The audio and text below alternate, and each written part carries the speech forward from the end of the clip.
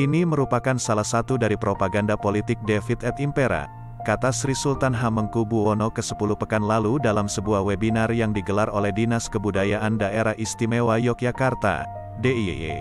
Raja Yogya itu angkat bicara tentang adanya mitos orang Jawa dan orang Sunda dilarang menikah. Menurut Sri Sultan hal itu hanyalah propaganda Belanda untuk menggagalkan Sumpah Pemuda. Seperti diketahui, pada tanggal 28 Oktober tahun 1928 para pemuda dari seluruh Indonesia berkumpul dan berkongres di Jakarta sebagai tanda bersatu dan mengucapkan ikrar bahwa mereka bersatu dalam bahasa dan tanah air. Dengan demikian, maka jika para pemuda yang mewakili masyarakat daerah masing-masing di tanah air bersatu, maka itu akan menjadi kekuatan dan sangat membahayakan kepentingan Belanda di Indonesia.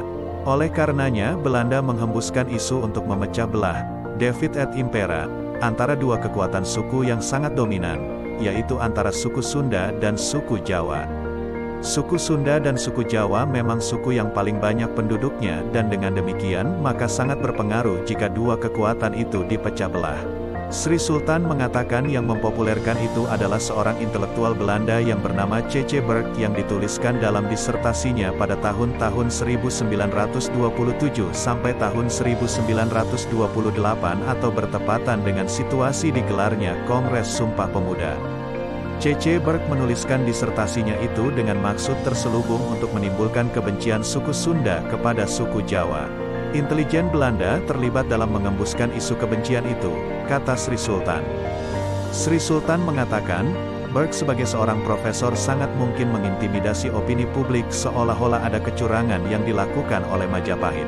Apalagi penerbitan naskah karya Burke itu berbarengan dengan gelaran Sumpah Pemuda. Naskah Burke itu adalah propaganda untuk menimbulkan kebencian suku Sunda kepada suku Jawa. Itu adalah bagian dari politik David et Impera Belanda, kata Sultan. Pada saat itu nyaris seluruh wilayah yang disebut dengan Indonesia sekarang ini sudah ditaklukkan Majapahit, kecuali Kerajaan Sunda.